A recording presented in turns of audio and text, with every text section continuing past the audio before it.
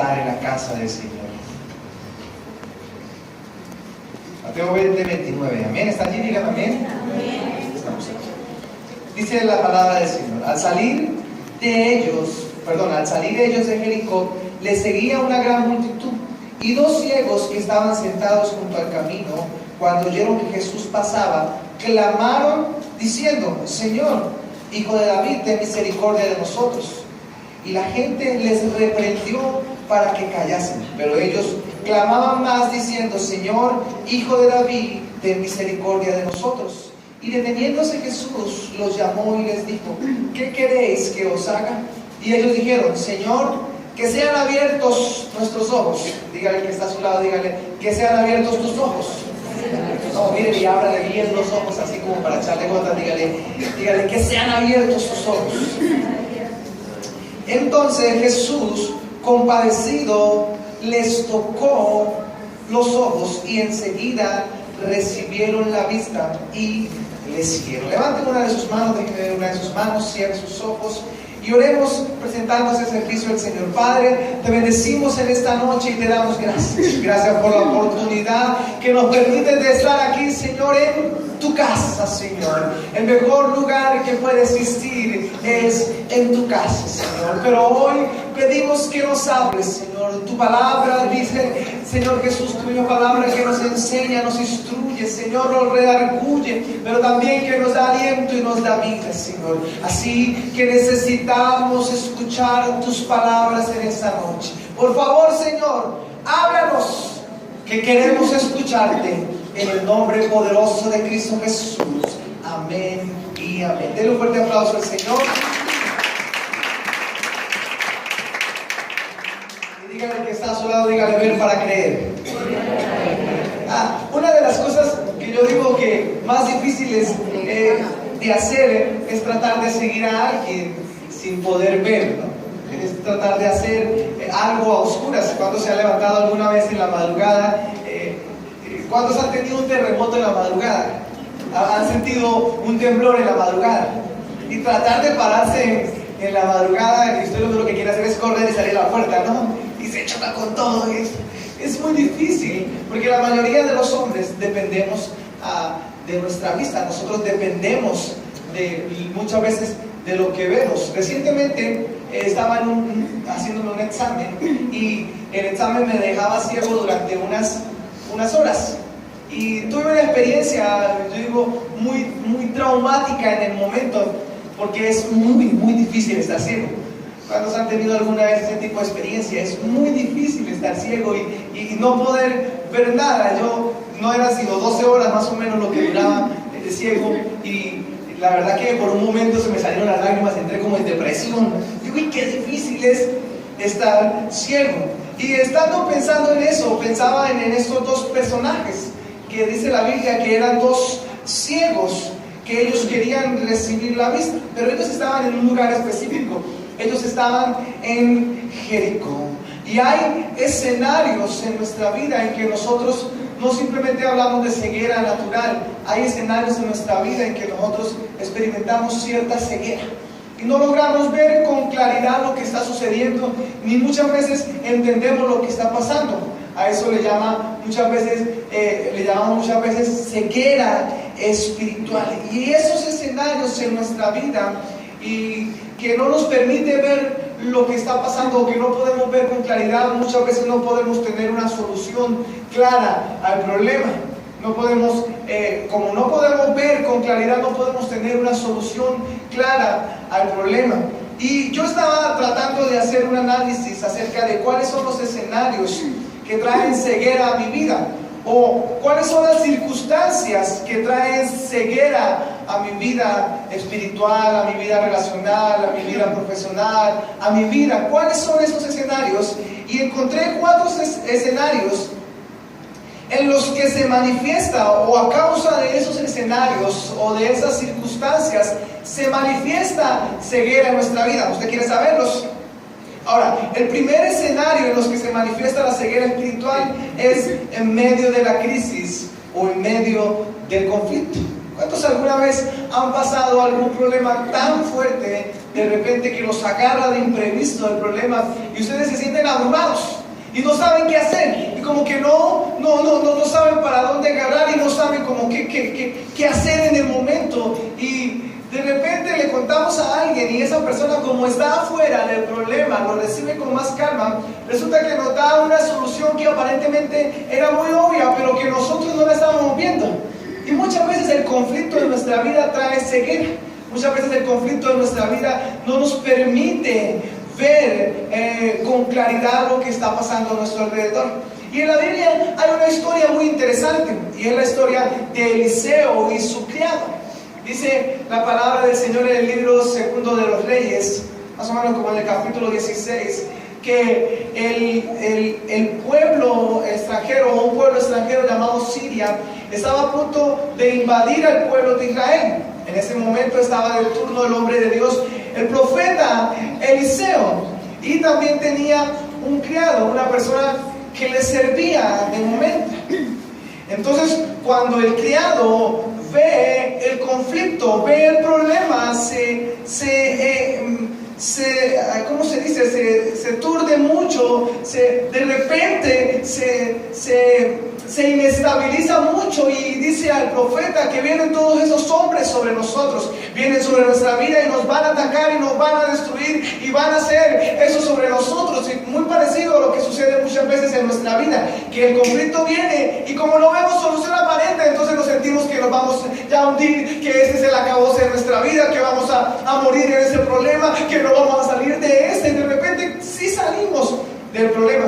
Pues el criado pasó más o menos por el mismo conflicto, por la misma circunstancia, y se cegó de momento. Cuando él comparte su inquietud, su preocupación, su angustia con el profeta, dice la palabra del Señor en el capítulo 6, versículo 17 específicamente, dice que el profeta pone sus manos sobre él y orando dice esa siguiente oración: Señor, abre los ojos a este para que vea. Entonces dice que Jehová abrió los ojos del criado y miró. Abrió los ojos y miró. Dice que mirando vio que había un gran ejército innumerable de caballos y de carros de fuego que estaban dispuestos a pelear por él, que estaban dispuestos a pelear por ellos en ese momento. Ahora, aquí hay algo bien característico, y es que cuando se presenta el problema, la circunstancia, cuando se presenta el conflicto en nuestra vida, nosotros tendemos a la desconfianza, y lo segundo es que tendemos a pensar que estamos solos. No sé si le ha pasado alguna vez. Sí, tendemos a la desconfianza porque decimos, siempre tendemos a poner el escenario en el peor de las circunstancias, a pensar siempre en lo peor y a esperar lo peor. No sé si ha escuchado alguna vez el dicho que dice que yo espero lo peor para que me venga lo mejor.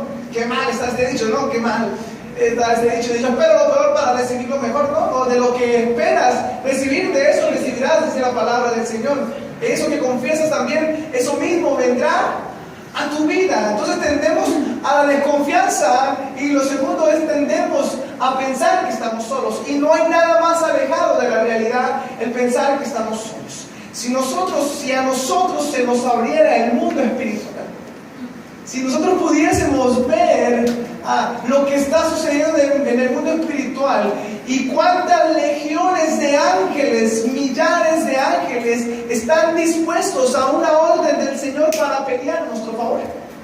Pero pensamos que estamos solos, y entonces nos enceguecemos, y yo creo que esa es una de las herramientas más efectivas que tiene el enemigo. Nos pone en medio del conflicto, en medio de la circunstancia, en medio de la necesidad económica, en medio de repente la noticia de enfermedad que llegó abrumadora, en medio de pronto de la crisis con el hijo y todo eso, y tendemos a olvidarnos de Dios, y no hay nada que cause más ceguera en nuestra vida que centrar nuestra mirada en el conflicto, centrar nuestra mirada en la necesidad que estamos viviendo, y no poner nuestra mirada en Dios. Y ese es el error del hombre, escuche, ese es el error de nosotros, que ponemos nuestra mirada en las cosas materiales y no ponemos nuestra mirada en Dios. Y Por eso Eliseo puso las manos sobre el criado y dijo: Señor, abre sus ojos. Y el mundo no busca a Dios, el hombre no busca a Dios porque sus ojos están velados, porque están sufriendo de ceguera espiritual. Y necesitamos aprender a entender que en medio del conflicto, que en medio del problema, el Señor siempre está dispuesto para nosotros. Dios está allí. Que nosotros no queramos verlo es otra cosa. Dios está allí en medio del conflicto, Dios está allí en medio de la necesidad, pero que nosotros no lo veamos es otra cosa totalmente diferente. Por eso el profeta puso las manos y dijo: Señor, abre los ojos a este ciego, abre los ojos. Y dice que empezó a ver la cantidad de carros de fuego, de caballos y de ángeles que estaban dispuestos a pelear a favor de ellos. En ese momento entonces el criado se relajó. El criado dijo: no, ahora sí. Entendió que en el mundo espiritual había un favor para él. Entendió que para él estaba dispuesto, estaba dispuesto a solo a la distancia de una orden de Dios para pelear a su favor. Pero allá afuera el mundo nos quiere distraer, nos quiere hacer pensar que solo el conflicto es lo que en realidad está sucediendo. Que solo el problema, que solo la necesidad, que solo la circunstancia, que solo allí la cosa grave que estamos viviendo, para no pensar, para no ver lo que Dios tiene a nuestra disposición. Y por eso es el motivo de esas palabras que nosotros damos aquí en la iglesia. Por eso es el motivo de que lo invitamos a usted. Por eso es el motivo de que estamos dispuestos a hablar palabra de Dios todo el tiempo, para que usted pueda ver, entender y comprender. Escuche, que Dios está muchas veces allí y no lo vemos. Está así de cerquita y no lo vemos. Entonces diga: primer escenario, el conflicto. Diga conmigo: el conflicto o la crisis. Entonces dígame que está a su lado, dígale: necesitas mirar arriba. Si el hombre volteara su mirada hacia Dios, si el hombre volteara su mirada a Dios, escuche, habría menos gente amargada, menos gente frustrada, menos gente simplemente mirando el conflicto. Si mirara un poco arriba, si volteara su mirada hacia Dios. Entonces el primer escenario en el que se manifiesta la sequera es en medio de la crisis o del conflicto. El segundo escenario, dígale que está a su lado, dígale: tú eres obstinado. No. Hazle la pregunta, dígale: tú eres obstinado. El segundo escenario es en medio de la obstinación y de la terquedad. Hay una historia muy interesante de un hombre llamado Saulo, de la provincia allí de Tarso. Y el hombre estaba luchando, literalmente, escuchen, literalmente estaba peleando contra Dios. Literalmente estaba peleando contra Dios. El hombre se había armado de cartas y se había armado de recomendaciones y había buscado palancas políticas y religiosas para que le dieran unos poderes especiales para él perseguir a los cristianos y para él perseguir a esa secta que él consideraba cristiana. Y estaba tan obstinado, escuchen, tan obstinado en lo que él creía que era lo correcto, que no sabía, que no veía que estaba peleando contra Dios. Y entonces, cuando dice la Biblia que va camino a Damasco, de repente salió una luz del cielo, unos rayos, y entraron por sus ojos y lo tumbaron del caballo. Y le hicieron esta pregunta, o le hizo el personaje que le habló, le dijo: Saulo, Saulo, ¿por qué me persigues? Y entonces él le dijo: Señor, escucha, estaba tan ciego el hombre que estaba escuchando la voz del mismo cielo y todavía no se daba cuenta que era Dios el que le estaba hablando. El hombre había pedido cartas, había pedido recomendaciones, favores políticos y palancas, había tocado de un lado, del otro lado, religiosos y políticos, para perseguir a los seguidores de Cristo. Y cuando se abre el cielo y escucha la voz, es tumbado del caballo, sale la luz, escucha la voz que dice: Saulo, Saulo, ¿por qué me persigues? Y yo digo: Señor, ¿quién eres? escucha, estaba tan ciego que ni siquiera abriéndose del mismo cielo y escuchando la voz del mismo cielo, entendía que era Dios a quien él estaba persiguiendo. Y así muchas veces pasa en nuestra vida. Y muchas veces pasa con la gente que se centra en lo que ellos creen conveniente. Eso de las verdades relativas que se acomodan de acuerdo a mi circunstancia, de acuerdo a lo que yo estoy viviendo, de acuerdo a lo que yo estoy pasando. Y no, escuche, se dan cuenta que su terquedad y en su obstinación están peleando contra Dios. Están peleando contra el mismo cielo que lo que quiere es favorecerlos. Y la obstinación y la terquedad en el hombre se convierte en ceguera espiritual. Y por eso muchas veces los hombres no pueden acercarse a Dios. Aunque tratan de acercarse a Dios, no pueden acercarse a Dios. Porque dentro de sí hay cierta obstinación y cierta terquedad que les impide ver a Dios con claridad. Escuche lo siguiente. Déjeme hacerle una pregunta con todo el respeto. ¿Es usted una persona obstinada? ¿Es usted una persona terca? De esas que creen que siempre tienen la razón. De esas que creen que no hay nadie más sabio que usted. ¿O es usted una persona abierta a la posibilidad de escuchar cosas que de pronto usted no cree que son así? La obstinación y la terquedad se convierten o nos trae sobre nuestra vida ceguera espiritual. Y si nosotros, escuchen, no aprendemos a abrir nuestro corazón, a entender, si se puede decir de esa manera, que hay cosas que no podemos entender, que hay cosas que no están en nuestro intelecto, que hay cosas que de pronto no podemos ver, pero que ahí están. Si eso no sucede en nuestra vida, muchas veces nosotros vamos a vivir ciegos espiritualmente. Ahora, ¿cómo usted le habla a una persona obstinada y terca? ¿Cómo? ¿Alguien tiene a alguien así en la familia alguna vez? ¿O un conocido? Esa persona que usted, ¿para qué pierdo el tiempo? Pero sí, ¿para qué pierdo el tiempo? ¿Para qué? Por eso Dios tuvo que tumbar a Saulo del caballo. ¿Usted cree que Dios no le había hablado de alguna otra manera? Le había matado de pronto gente, había el testimonio que dio Esteban cuando estaba siendo apedreado y él consintió ese apedreamiento, el testimonio que estaban haciendo esos cristianos cuando no se quejaban y él los perseguía, los arrastraba, los encarcelaba y muchas veces consentía que murieran. Dios no le habló de muchas maneras y como no escuchó, tuvo que tumbarlo del caballo. Y muchas veces, escuchen, en nuestra vida pasa que tenemos que ser tumbados del caballo para acercarnos a Dios. Amén.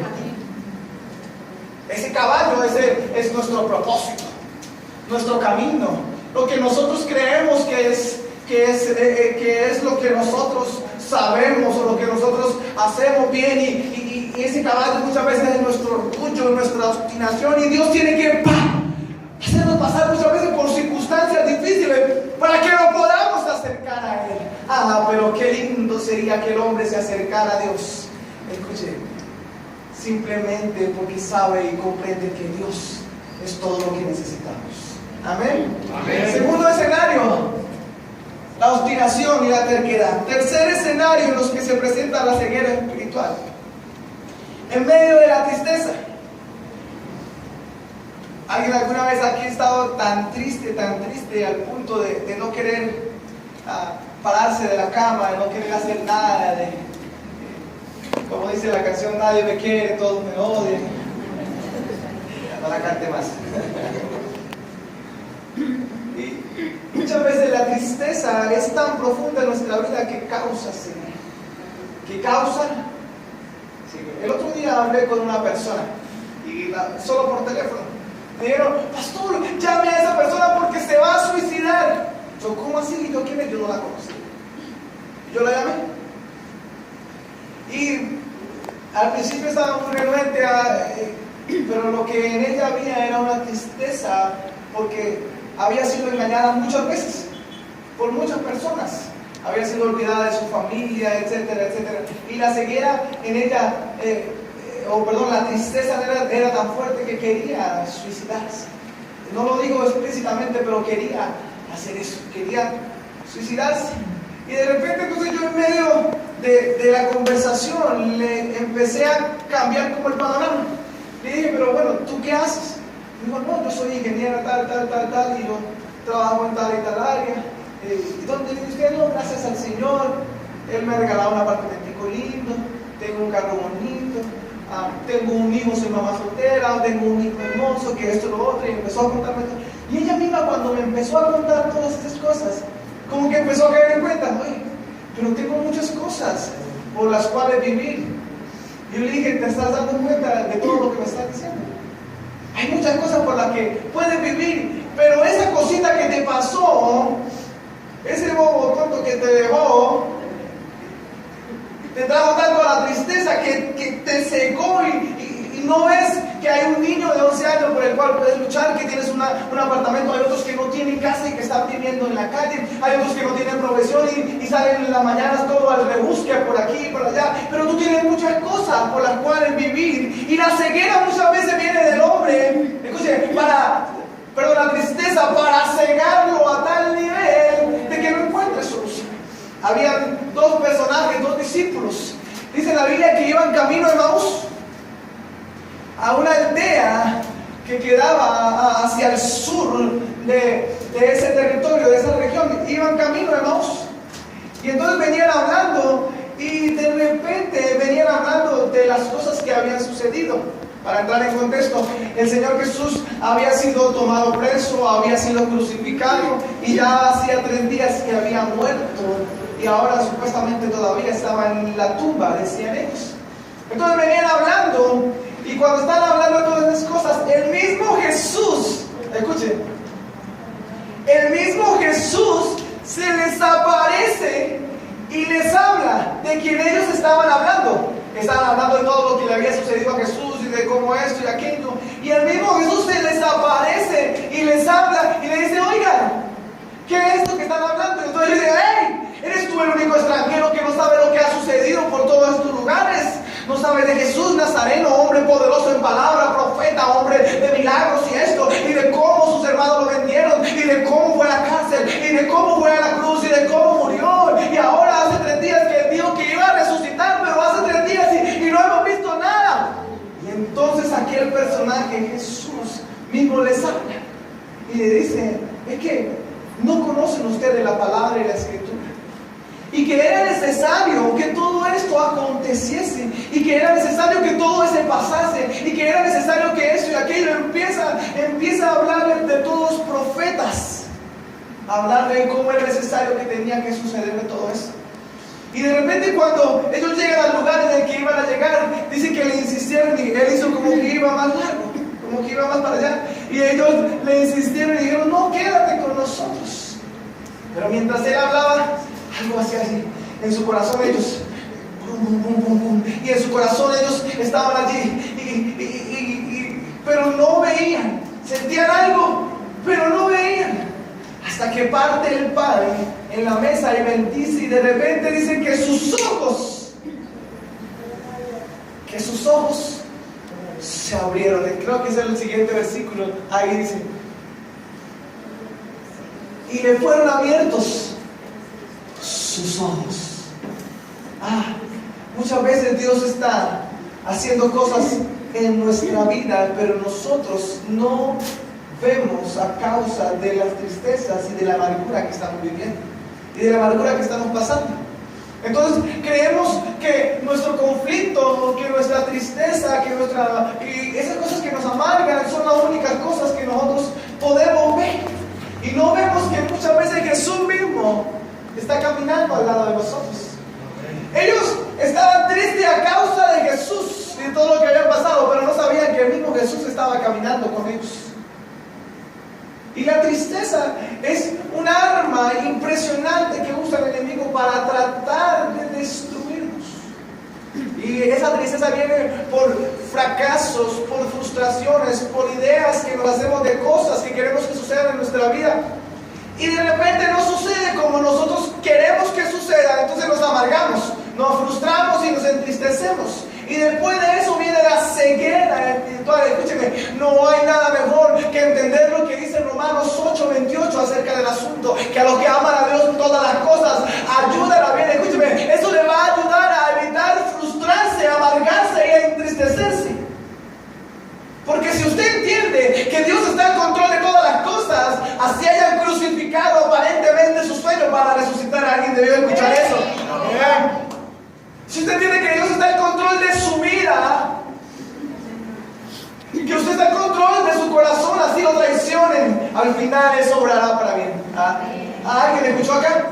Si usted sabe que Dios está en control y entiende que Dios está en control de todas las cosas, así pierda el carro, sabe que Dios le va a dar lo mejor. Si usted, escúcheme, y yo podemos comprender que Dios está en control de todas las cosas, entonces vamos a evitar la tristeza en nuestra vida. Y evitando esa tristeza, escúcheme, vamos a evitar esa ceguera espiritual, esa ceguera, y vamos a evitar que no podamos ver esas cosas en nuestra vida. Entonces, tercer escenario, la tristeza. Diga conmigo, la tristeza. El cuarto escenario es un poco más complicado de hablarle. Es el medio de la conformidad y del pecado. Dice el mismo texto que leímos al principio del capítulo 20, el versículo 29, dice que al salir ellos de Jericó, de Jericó, pero Jericó representaba una ciudad de pecado, porque en su traducción original la palabra Jericó significa ciudad de placeres, ciudad de deleites o ciudad de las palmas. Eso es lo que significa Jericó. Y era, yo digo, y es lógico pensar o hacer la comparación espiritual, que muchas veces el pecado en nuestra vida trae ceguera, y el conformarnos a ese pecado. Escúcheme, es prácticamente imposible que el hombre no peque. Siempre hay un pecado, siempre hay algo en lo que nosotros fallamos. Lo que nosotros no podemos caer es en el ser frecuentes en el pecado, en lapsarnos en el pecado, en el que yo me conformo al pecado, yo me conformo porque igual todos somos pecadores, igual Dios me perdona, y eso causa en nuestra vida ceguera, y eso causa que nosotros no podamos ver lo que Dios tiene para nuestra vida. Pastor, pero es que yo no puedo ver. ¿No será que hay algo allí en su corazón y en su vida que usted está haciendo recurrente y que eso desagrada a Dios, y por esa causa usted no logra ver lo que Dios tiene para usted, para su familia y para su economía? ¿No será que eso está sucediendo? Y que muchas veces permitimos esas cosas, esos pecados en nuestra vida, y traen ceguera. Y entonces no podemos ver esas promesas de Dios en nuestra vida, y se lanza palabra en el altar y se predica, y aquí esto y lo otro, o alguien nos dice Dios tiene bendiciones, y uno como que no logra ver, eso, como que no logra visualizar eso. Y el pecado trae en nosotros ceguera. Ese pecado trae sobre nuestra vida, y el conformarnos a ese pecado trae ceguera espiritual. Ahora, hay tres cosas que estos hombres hicieron para salir de la ceguera espiritual. Ya hablamos de los cuatro escenarios en los que producen ceguera espiritual. ¿El primero cuál fue? ¿Quién se acuerda? En medio de la crisis. La crisis o el conflicto. El segundo escenario es la tristeza, que trae ceguera sobre nuestra vida. La obstinación, era para las que estaban pendientes. La obstinación y la terquedad. El tercer escenario, la tristeza. Y el cuarto escenario es pecado. Ahora, hay tres cosas que estas personas, que estos ciegos hicieron para salir, valga la redundancia, de su ceguera. Lo primero dice que al salir ellos de Jericó, dígale que está solo, dígale, tomando una decisión. Escuchen, nadie les dijo a ellos que se fueran de Jericó. Nadie les dijo. Nadie puede salir de su terquedad si no decide él mismo. Nadie puede, escuchen, salir del pecado si no lo decide primero. Hay una decisión que tomar y esa decisión es por Jesús. Alguien debió escuchar eso. Hay una decisión que tomar para empezar a salir de nuestra ceguera espiritual, para empezar a salir de esa ceguera y de no ver nada, y es tomar una decisión por Jesús. La gente de afuera no puede salir de sus conflictos por sí solo, porque no toman la decisión correcta, porque no se acercan a Dios. Amén. La Biblia dice que el que me busca me hallará. Amén. Si me busca de todo corazón, pero hay que tomar una decisión de buscar a Dios. Escuchen, el conflicto no está allí para destruirte. La crisis no está allí simplemente como adorno en tu vida para destruir tu vida, tu economía, tu familia. No, eso está para hacerte más fuerte, para enseñarte, para llevarte a otro nivel. Pero debe haber una decisión por acercarnos a Jesús. Una decisión por acercarnos a Él y acercarnos a su presencia. Y si estos dos ciegos no toman la decisión de salir, dice, al salir ellos, nadie les dijo, escúcheme, nadie te va a decir a ti, tú mismo debes tomar una decisión. Acércate a Jesús, acércate a su presencia, acércate a su palabra, acércate a Él en oración, y entonces el conflicto no traerá ceguera sobre tu vida, la obstinación de tu vida, la terquedad se irá, la tristeza tendrá que huir. Pero acércate a Jesús y a su presencia. Hasta que estos siervos tomaron esa decisión, no hubo un milagro en su vida. Y el versículo 30 dice la segunda cosa que ellos hicieron. Dice, dos ciegos que estaban sentados junto al camino, cuando oyeron que Jesús pasaba. Lo que la gente muchas veces no entiende es que la fe se activa en nuestra vida por el oído. Alguien debe escuchar eso.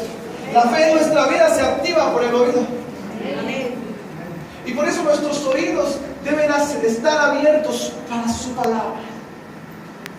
Hay gente que es muy buena haciendo muchas cosas, pero cuando se trata de oír, son muy malos para oír. ¿Alguien los conoce? Hay gente que es muy mala para oír.